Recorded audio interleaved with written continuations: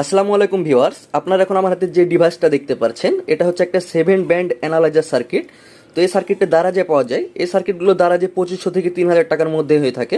তো এই ধরনের একটা এলইডি অ্যানালাইজার সার্কিট আপনারা দারাজ থেকে খুব সহজে কিনতে পারেন। তো এই সার্কিটটিতে আপনারা দেখতে পাচ্ছেন এখানটিতে একটা টাইপ সি পোর্ট আছে, এখান থেকে আপনারা ইনপুট ভোল্টেজ দিতে পারেন। এখান থেকে মোবাইল চার্জারের সাহায্যে ইনপুট দেওয়া যাবে। তারপর এখানটিতে যে এই কানেক্টরটা দেখতে পাচ্ছেন, এখানটিতে আপনারা অক্স সকেট লাগাতে পারেন।